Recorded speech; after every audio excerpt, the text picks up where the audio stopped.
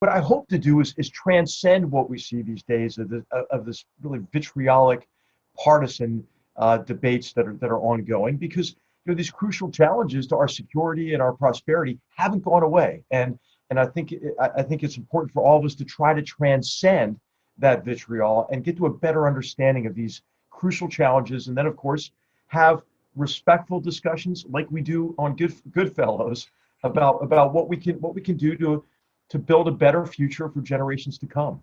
What caught my attention was a review. I think it was a national interest. The headline was that, quote, "We're in a fight for the soul of America's foreign policy." Do you agree with that assessment, HR? And if so, what is the present day soul of American foreign policy?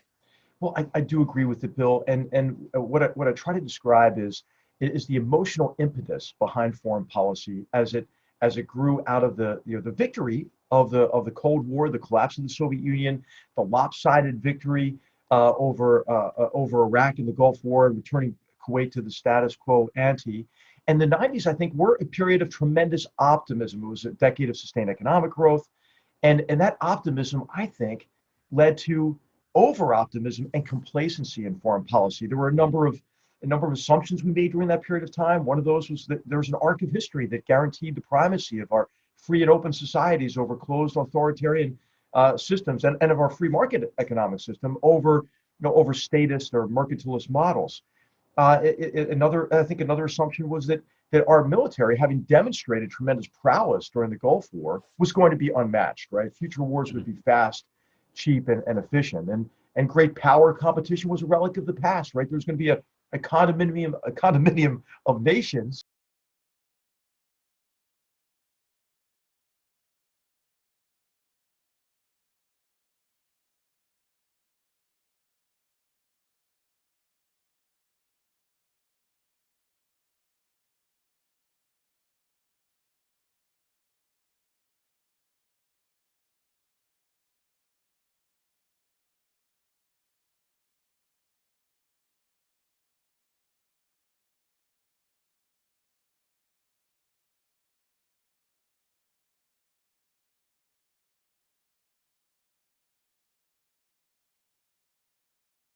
And we saw the advent of some of these terms like global governance and so forth.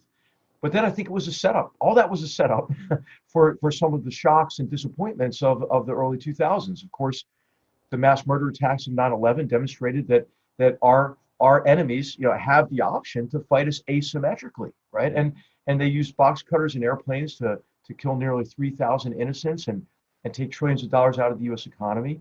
And then we had the unanticipated length and difficulties of the wars in Iraq and Afghanistan, in large measure because we went into those wars with a short-term, short war mentality. And then the 2008 financial crisis, and we've talked about a lot of this on Goodfellas. That shook our confidence, Right. and that pendulum swung right from overconfidence and maybe a failure to consider the risks and costs of action to, I believe, resignation, really, almost under the Obama administration, and a failure to consider enough the risks and costs of inaction.